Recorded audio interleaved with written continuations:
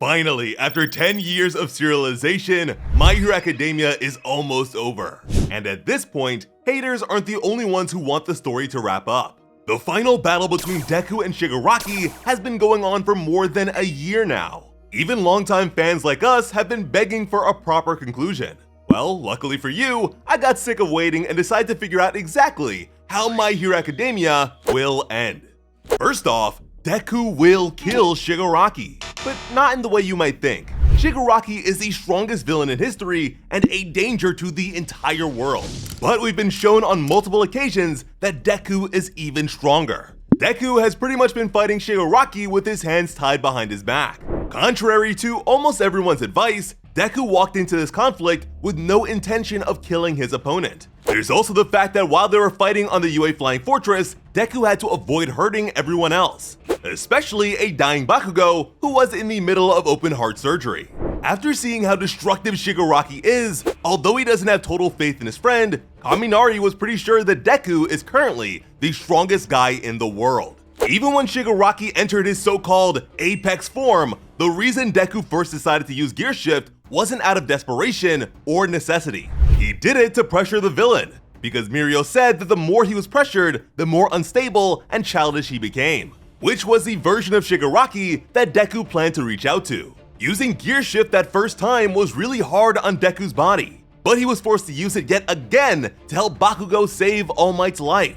And even in the midst of that severe fatigue, when the simple act of breathing was a difficult task, Shimura Nana knew that Deku could, quote, annihilate him in a single blow, leaving nothing behind. But Deku insisted on handling things his way. Understand that to do this, Deku has sacrificed the many additional quirks he inherited from the previous users of One For All. Even if it means giving up the sacred treasure he received from his favorite hero, Deku will stop at nothing for an opportunity to reach the child within Shigaraki. Because, of course, with such high stakes and tactical genius at play, Deku must have a perfect plan to make things right. Only, he doesn't. Inside Shigaraki's mindscape, when Deku was asked if he had a plan, his answer was a resounding no. That might sound crazy, but really, that's just Deku. He has always been this way. If someone needs his help, he forgoes all thoughts of self-preservation and figures things out as he goes. So no matter what happens, it will not be the result of some well-thought-out plan. Deku will follow his gut wherever it decides to lead him. Based on shonen rules and the direction the story has taken thus far, we can assume that the heroes will save the world. However Deku ends up defeating Shigaraki will solidify him as an even greater hero than the symbol of peace, All Might. Technically, All Might failed to kill All For One, so you could argue that killing Shigaraki would earn Deku that distinction. It's also what the whole world is expecting, so living up to that would no doubt make him a historic hero that's praised all over the world. But that wouldn't do much to prevent something similar from happening again. All For One would die with Shigaraki. What's left of One For All would likely die with Deku, since the population of quirkless people continues to shrink. But even without these two powers, successive generations of quirks are becoming more and more complex and difficult to control as per the Quirk Singularity Doomsday Theory. Sanctioning and suppressing potentially dangerous quirks could be seen as a solution to this. But that sort of approach may have the inverse effect of creating villains like Toga. Toga tried her best to fit in and be normal, but in the end, this rejection of her true self only made it harder for her to control her bloodlust. None of the villains we've gotten to know well throughout the story were born evil. Dabi and Shigaraki dreamed of becoming heroes. Toga was a kind little girl with a lot of love to give. Spinner was an avid gamer. Twice was orphaned by a villain attack. Universally, what they lacked was acknowledgement and acceptance. They were shunned, avoided, and ignored. Characters like Twice and Shigaraki turned to villainy because the only ones who were willing to help them were villains themselves. Toga, Spinner, and Dabi were inspired by the hero killer Stain because he was the first person they ever saw reject the society that had so thoroughly rejected them. Despite being on opposing sides, the heroes and villains are effectively fighting for the same thing: societal change. Shigaraki's path is one of complete and utter destruction. Everything that hurt him or hurt his friends deserves to be erased. But Deku understands that in doing so, Shigaraki is rejecting those intense feelings rather than confronting or overcoming them. Shigaraki Tomura is the mask that All For One gave to Tenko. And thanks to the intimate connection between their two quirks, Deku was able to perceive beyond the villainous mask. Tomura and Tenko are two different entities. Tomura's purpose and literary meaning is to mourn. Shigaraki told Deku that the only thing that could bring him salvation would be the destruction of everything stemming from that house. And that's because destruction is how Shigaraki plans to save Tenko. If there's nothing left, there's nothing to mourn. And if there's nothing left to mourn, then Tomura has served his purpose. For Shigaraki, destruction is protection. The one-for-all vestiges sacrifice themselves to pierce through the layers of Shigaraki's mind and give Deku an opening to invade. We first see the construction of this dark complex when Shigaraki truly accepts the quirk All For One. To further illustrate the notion of destruction being protection, everything that Shigaraki has ever destroyed, whether it be people, buildings, or whole cities, has surrounded and protected Tenko. Over the course of his journey through his own mindscape, Shigaraki is faced by his dead relatives. At first, the Tomura persona is able to dismiss things as fine and in the past. But when his mother, someone who reached out to him even in the midst of his rampage, reminded him of his early desire to become a hero, there was a change. Tomura shifted to be more Tenko-like, revealing the truth that Tenko was still burdened by his past. This swiftly changed yet again when the visage of his father appeared. Tenko embodied traits more akin to Tomura as a means of protecting himself. Once Deku finally made it to Shigaraki's core, he was met by Dark Deku. In truth, this was merely the current state of the Tomura consciousness. The onslaught of one-for-all users reduced him to a minor obstacle, one that Deku had no trouble pushing away. Dark Deku is how Tomura sees Izuku, but it is not how Tenko sees him. Tenko has actually called out to Deku. The reason Tomura sees Deku in such a villainous way is because, from his perspective, he is the hero. Everything Tomura has ever done has been all for one Tenko. Again, the heroes and villains are fighting for the same things. Deku and Shigaraki are both fighting to save Tenko in their own ways. But on account of plot armor, Deku will be the winner here. Tenko lost his family due to the emergence of decay. Someone like Deku isn't able to perceive what he sees as just memories. When he saw Kotaro raise a hand to hit his son, he rushed into action and tried to prevent it. When he was kept from doing so, Deku desperately begged for Shimura to help. If Deku dies inside Shigaraki's mind, he will die in the real world. But if he is presented with the chance to save Tenko's family, he won't hesitate to do exactly that. By doing so, he will have effectively killed Shigaraki Tomura. Because if Tenko is in mourning, Tomura no longer has a reason to exist. But is that really enough? Is redemption even possible for a character who has committed such atrocities as Shigaraki has? Well, not really. It's hardly reasonable to expect the whole world to forgive and forget everything he and the villains have done.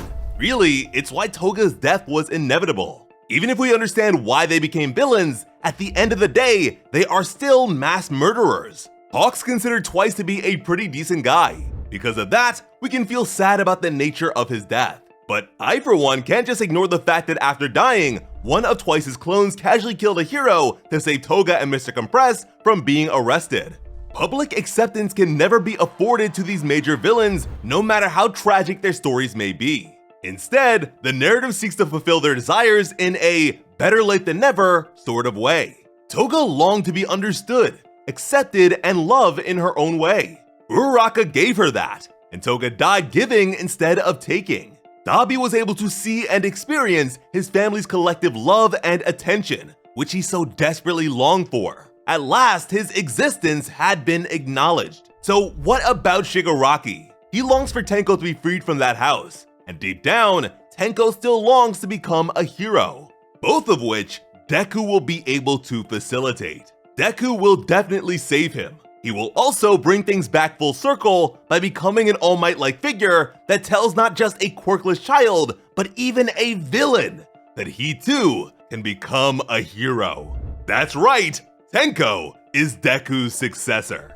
We've already seen Deku's villainous reform in action. Both Gentle Criminal and Lady Nagan were able to shift the trajectory of their lives and help others. But to be fair, in both those cases, their crimes were intentionally written to be more acceptable. Gentle was more like an internet prankster who disturbed the peace than a thief or an actual threat. Lady Nagan was practically just a soldier following orders, one who eventually couldn't accept the horrible things she was forced to do for the sake of peace, and ultimately killed the man who directed such violence. For Tenko to become a hero, he will either need to live beyond this fight with Deku, or sacrifice himself for others in a final heroic act. Now, if his master All For One was still alive and a threat, or the quirk Singularity suddenly becomes a Kaguya-like character, I could see sacrifice being the direction here. But since neither of those seem to be the case, we are left to assume that he will survive. Deku sparing Shigaraki could be very reminiscent of how Aang spares Fire Lord Ozai in Avatar: The Last Airbender. But in Avatar, whether the final villain dies or loses his power doesn't make much of a difference to the world at large. Doing so is mostly for the sake of Aang adhering to his beliefs and traditions, resolving the conflict not only as the Avatar, but as the sole inheritor of his pacifistic culture. In My Hero Academia, Deku doesn't have a means of removing Shigaraki's quirk. And even if morality were to be disregarded and the quirk-destroying drug happened to be used on him, Shigaraki's body has been modified to have All Might level strength without them. Deku also isn't some heralded figure of the utmost importance. He may be All Might's successor, but the world at large doesn't know that. And in the end, he's just a high schooler with no political or governmental power. He and his friends can't just believe or say something and have it be accepted as the norm. They still need to convince people and have them resonate with their direction. The best Deku and his classmates can do is stand for something and become symbols. We're often reminded of how similar Deku and Shigaraki are. The reality is that anyone can be a hero just as easily as anyone can be a villain. Oyama is a good kid. He is also the UA traitor. Before that reveal, a lot of fans debated who the traitor might be, and had a ton of explanations for various students. And although Oyama was always intended to be the traitor narratively, after hearing his story, we are able to see just how easily it could have been anyone else. Oyama and his family were caught up in the Demon Lord's game. The same could have been the case for pretty much anyone in our story. Before Overhaul was a villain with the Yakuza, he was an orphan being prepared as one of All For One's pawns. Shirakumo became Kurogiri because All For One desired Eraserhead's quirk and his friend died instead. The darkness can consume anyone. All For One's plan for Shigaraki was a very well orchestrated perversion of One For All's line of succession. The villain set his sights on Shimura Nana's family as a means of getting his revenge.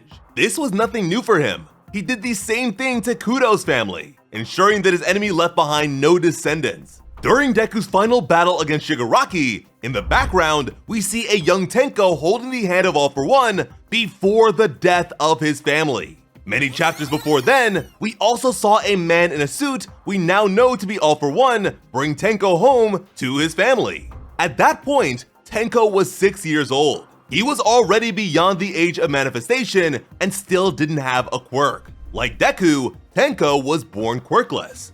His quirk Decay was actually given to him during this walk by All For One. We know this for sure because All For One accidentally killed his brother Yoichi with it many years ago. Instead of blaming himself for this tragedy, the villain blamed the second user Kudo as the man who stole his property. Aside from desiring One For All as a means of power, the Demon Lord was obsessed with reclaiming it due to the vestige of his brother it held within. And in the process, he would take everything from these thieves posing as heroes. Tenko began itching uncontrollably because his quirk Decay was not properly suited for his body. Just like how Oyama's naval laser, which was given to him by All For One, causes him to experience horrible stomach aches. Shigaraki's origins are on full display through the Vestige world, but the people around the globe who are watching this fight unfold can't see any of this mental stuff at all. Most of them are actually pretty confused. Something very drastic and far more clear will need to happen for them to learn anything that can actionably lead to a better future. And the way that happens is with the death of Tomura Shigaraki and the revival of Shimura Tenko. Shigaraki's body is capable of altering its form to suit and reflect his mental state. Seeing everyone fight so hard to protect a broken Bakugo thoroughly triggered Tenko and pushed him closer to Tomura. Because even when he wasn't broken, no one was willing to help him. Strangers avoided him. His sister blamed him to save herself. His grandparents remained passive because his father provided for them. His mother didn't stop his father, and his dad became a villain by hurting him. In response, the memories of all these people were given form through his flesh. Shigaraki is perpetually covering himself. Originally, it was with the severed hands of others. And even when that was no longer the case, we now know that that coverage became internalized by way of the dark complex within.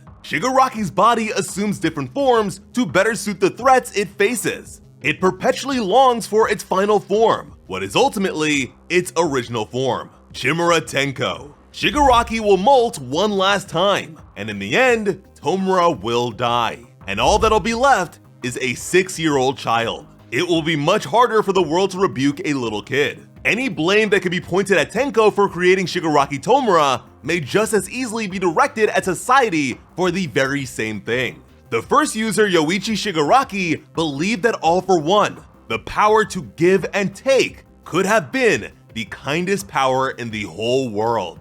And that is exactly how Deku will lead Tenko to use it. In the end, one for all and all for one were always meant to be united. As always, I'm Slice of Otaku. Thank you all so much for watching and have an awesome day. I love you.